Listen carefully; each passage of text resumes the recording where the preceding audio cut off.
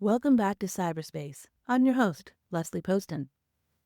Today we're talking about a test that's been quietly shaping lives for decades.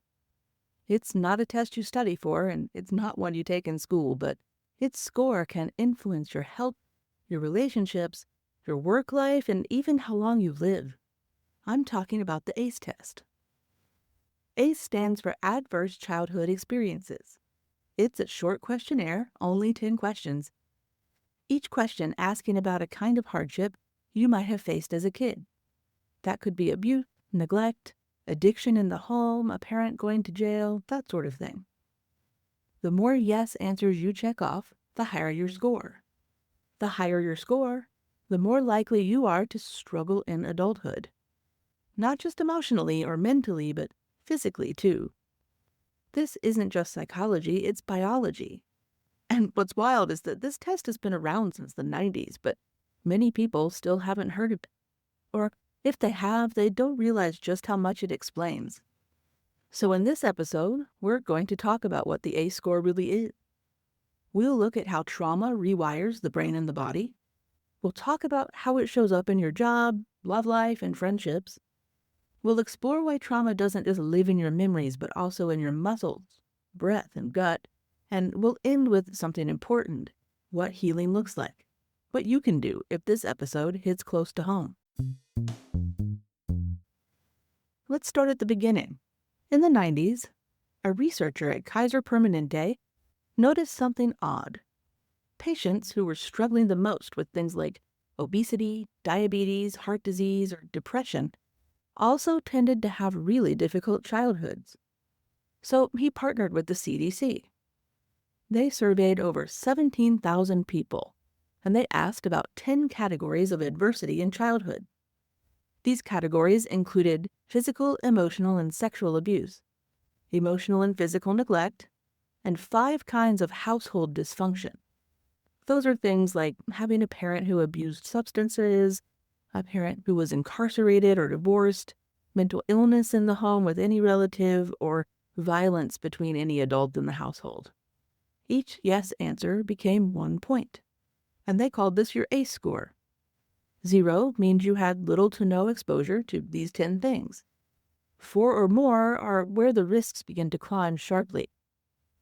People with an ACE score of 4 or more are significantly more likely to experience anxiety, depression, addiction, autoimmune disease, cancer, and even early death. People with a score of 6 or higher, the research shows their life expectancy drops by as much as 20 years. But here's the thing. Trauma isn't always about the big, obvious things. Sometimes it's about what was missing. So, a child who was never hit but was constantly ignored, or a child who never saw violence but also never felt safe. Trauma can be loud, sure, but it can also be quiet. What matters is what it did to your nervous system.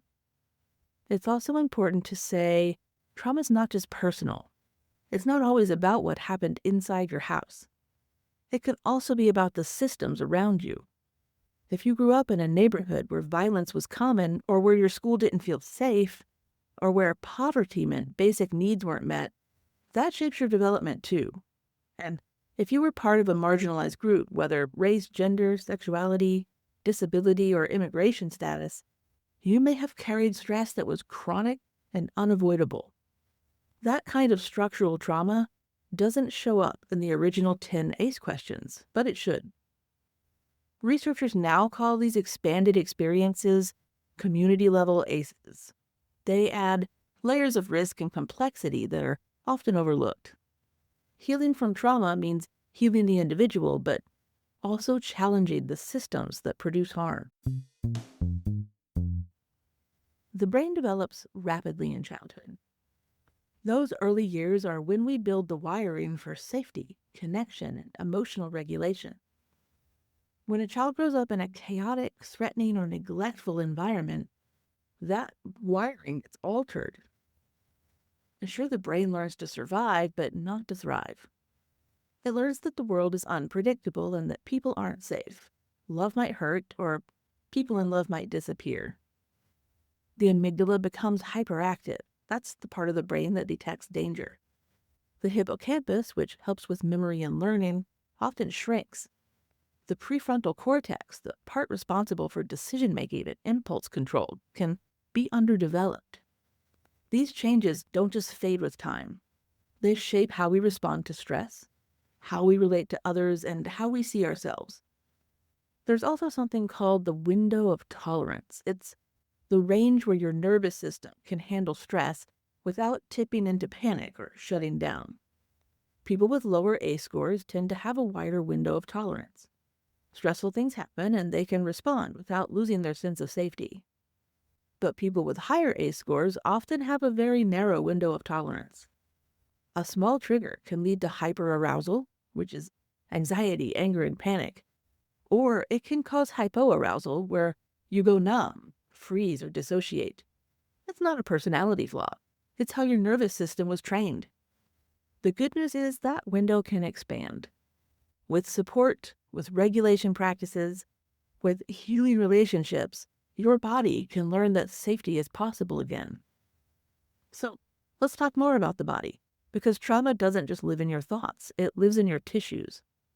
When your body spends years in a high alert state, flooded with stress hormones like cortisol or adrenaline, it starts to wear down.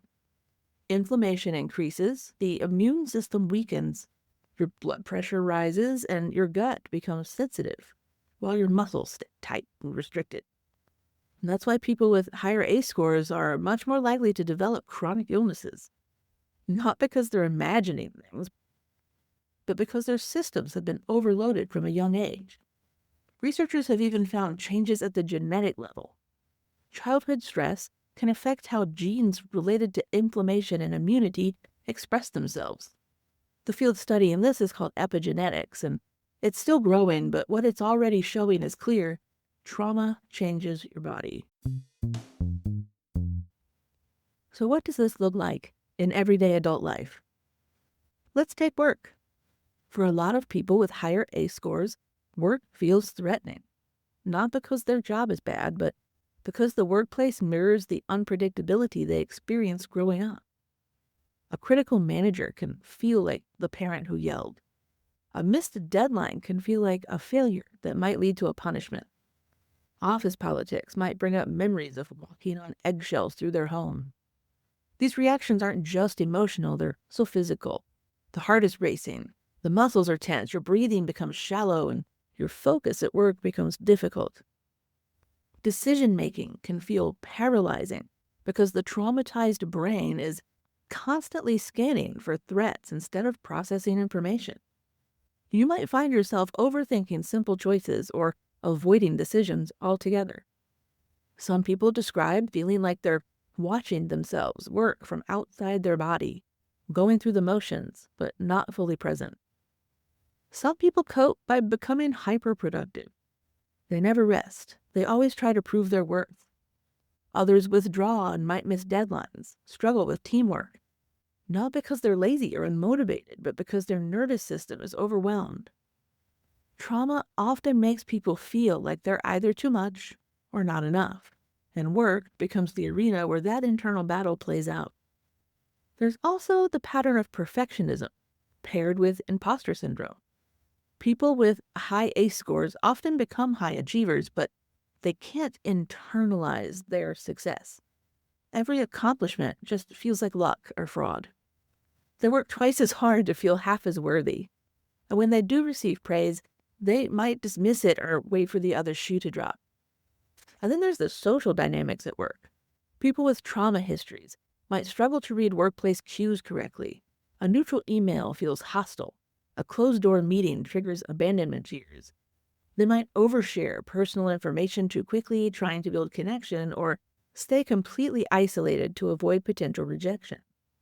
Networking events, team building, even casual conversations by the coffee machine can feel like navigating a minefield. Career trajectories often reflect this internal struggle too. Some people become serial job hoppers, leaving whenever things get uncomfortable or before they can be rejected. Others stay in toxic environments far too long because chaos feels normal. Many underachieve professionally, not because they lack talent, but because success feels dangerous or undeserved. Now think about relationships. People with high ACE scores often struggle with attachment or the way we form emotional bonds. If caregivers were unreliable, abusive, or emotionally distant, their brain has learned that love isn't safe and that people can't be trusted, and potentially that it's better to protect yourself than to be vulnerable. So, in adulthood, their relationships can feel confusing. Someone gets too close and panic sets in, or they fall into relationships that are chaotic or controlling because that feels familiar. Maybe they cling too tightly or push people away, not because they don't want a connection, but because connection feels dangerous. Even friendships can be hard. A friend who cancels plans might trigger feelings of abandonment, and a disagreement might feel catastrophic. People could say you're overreacting, but the body remembers, and it's reacting as if the danger is still present. Then there's parenting. People with higher A scores often struggle with parenting, not because they're bad parents, but because they're trying to give what they never got. They may be determined to break the cycle, but they find themselves triggered by their child's emotions or falling into patterns they swore they'd avoid. This doesn't mean they're failing, it means they're still healing. And trauma doesn't just stop with one generation. Studies show that parents with higher ACE scores are more likely to raise children who also experience adversity. And this isn't about blame, it's about biology and behavior.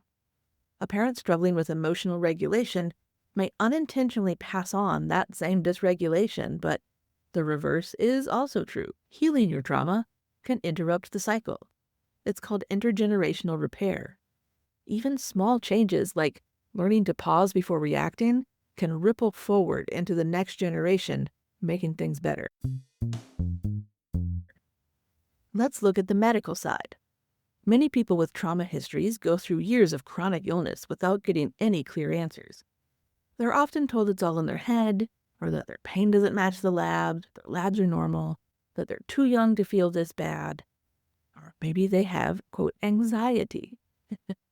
But studies show a clear link between early trauma and conditions like fibromyalgia, irritable bowel syndrome, chronic fatigue, migraines, autoimmune disease, and much more. Trauma doesn't just cause emotional pain, it causes physical suffering. People with higher ACE scores often report something else too, being dismissed by doctors. They're told their symptoms are just stress, or that they're too young to be sick. This is sometimes called medical gaslighting, and it's not always intentional, but it is always harmful. Women, especially women of color, are the most likely to be dismissed this way. And so are people with chronic pain, fatigue, and other hard-to-quantify conditions. What gets missed is that these symptoms often are stress-related, but not in the just relaxed sense. They're biological consequences of years of trauma. So when medical professionals aren't trauma-informed, patients fall through the cracks and get labeled difficult. These patients stop seeking care, and their health worsens. Trauma-informed healthcare doesn't mean blaming trauma for everything. It means asking better questions, as in not what's wrong with you, but what happened to you. One of the most frustrating things about trauma is that it often hides. People don't always remember what happened, especially if the trauma occurred before their brain was mature enough to process it. But their body remembers. It remembers in their tight shoulders, their clenched jaw, in restless sleep or insomnia, in stomach problems, in chronic asthma or difficulty breathing, a chronic exhaustion no amount of rest seems to fix. Some people also experience dissociation. That's when you feel disconnected from your body, your surroundings, or even your own thoughts sometimes. For some, it can feel like zoning out or losing time or watching your life like a movie. Dissociation is the body's way of protecting you when it thinks something's too much for you to handle. One reason ACE scores are so predictive of later health outcomes is their connection to coping behaviors. People with higher ACE scores are more likely to smoke, overeat, drink heavily, or engage in risky sexual behavior. These aren't moral failings, survival strategies. They're ways to numb pain, to regulate emotion, or to find and experience a feeling of fleeting control. The problem isn't the behavior, it's what the behavior is trying to solve. Until that is addressed, the coping may continue even if it causes more harm long term. One of the most overlooked effects of childhood trauma is sleep disruption. People with high ACE scores are more likely to have insomnia, nightmares, or a light, restless sleep pattern. Not because they're doing something wrong, but because their nervous system never fully settles at night. When the brain has been trained to stay alert for danger, it doesn't just show up because it's bedtime. Good sleep hygiene helps, but trauma work is often what makes deep rest possible again. That's why some people find talk therapy helpful, but others feel stuck. Because trauma isn't just about your story, it's about your body, your nervous system. It's about those sensations that never got completed and emotions that never got processed. That's where something like somatic therapy comes in. Somatic therapies focus on what the body is doing, not just what the mind is thinking. They help people learn to notice their sensations, to reconnect with their bodies, and to complete stress responses that got stuck. Therapies like somatic experiencing, sensory motor psychotherapy, and others work with these systems directly. And there's also EMDR, eye movement desensitization and reprocessing. It helps the brain reprocess traumatic memories so they don't feel as intense. It doesn't erase the memory, but it helps separate the past from the present. EMDR uses a rhythmic movement like guided eye motion to help your brain make new associations, kind of crossing the streams inside the hemisphere brain to remap the memories and the feelings associated with them. Many people who felt struck for years have found relief through this method. And then there's polyvagal theory, which explains how your vagus nerve helps regulate our sense of safety. And when we feel safe, we can connect, think clearly, and rest. And when we feel threatened, our body shuts down or goes into overdrive. And that's why things like breath work, singing, humming, cold water, or safe touch can all help. They all tell your body you're safe now. Your brain's ability to change is called neuroplasticity. And it doesn't just happen in childhood. Even in adulthood, your brain can grow new connections. Isn't that cool? The nervous system can learn new patterns. What that means is healing from trauma is absolutely possible. And there's another concept too, post-traumatic growth. Some people, after going through therapy or doing body-based healing work, report becoming more emotionally connected, more compassionate, and more grounded. Not because trauma is a gift, it's not, but because they had to rebuild from the inside out, they got to decide what kind of life they wanted on the other side. Research shows that with the right support, people can and do change, and not just survive, but thrive. If anything in this episode sounds and feels familiar, there are a few things you can do. First, get curious about your ACE score. It's not a diagnosis, it's not a label, it's just information. There are free ACE quizzes online. I'll put a couple links in the show notes. They take about 2 minutes, and they can help you see patterns you might have missed. Second, start noticing how your body reacts to stress. Not what you think, but what you feel.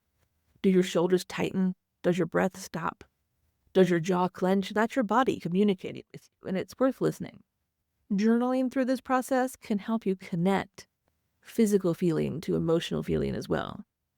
And third, experiment with grounding techniques, things that bring you back into the present. That might be as simple as putting your feet flat on the floor or taking a slow breath in through the nose and letting it out through the mouth, doing timed breathing like in for 4, hold for 4, and let out for 7 count, or looking around the room and naming 5 things you see. These things sound simple, but for a nervous system that's stuck in survival mode, they can be a quick, powerful way to reset. Fourth, if you're ready, find a trauma-informed therapist. Not all therapy is created equal. Some approaches focus only on thoughts, but trauma is stored deeper, so look for someone trained in EMDR, somatic work, or trauma-focused cognitive behavioral therapy. There are websites online that can help you find this, or if you are lucky enough to have insurance, your insurance company probably has a list of therapists that list their specialties. Be sure to call their office and find out more information so you're comfortable before you There's also some hopeful research on what are called positive childhood experiences, or PCEs. These include things like having a trusted adult who believes in you, feeling safe at school, or having a sense of belonging in your community. Studies show that even when people had high ACE scores, those that also had high PCEs were more resilient, less likely to develop depression or PTSD. So if you're parenting now or mentoring someone younger, know this: your present, your consistency, and your belief in someone might be the buffer that changes whatever they're experiencing at home. And lastly, be patient. Healing is not linear. Some days will feel like progress and others will feel like relapse. That's not failure. Your body's just learning how to feel safe again, and that takes time. And if your ACE score is high, I want you to know something. You're not broken. You're not weak or defective. You adapted to overwhelming circumstances. And those adaptations helped you survive. They were smart. But now you get to decide if they're still serving you. There's a quote that I love that says, "You are not what happened to you. You are what you choose to become." And that doesn't mean ignoring the past. It means understanding it, working with it, and choosing to move forward. Thanks for listening to this episode of CyberSpace. I'm your host, Leslie Poston, signing off. I'll include links to the ACE quizzes, to somatic resources, therapist directories, and some studies in the show notes for anyone who wants to dig deeper. And if this episode resonated or helped you understand yourself or someone you care about, do share it. You never know who might be walking around with a high ACE score, wondering why everything feels so hard. Don't forget to subscribe and get this in your inbox every Monday. And as always, stay curious.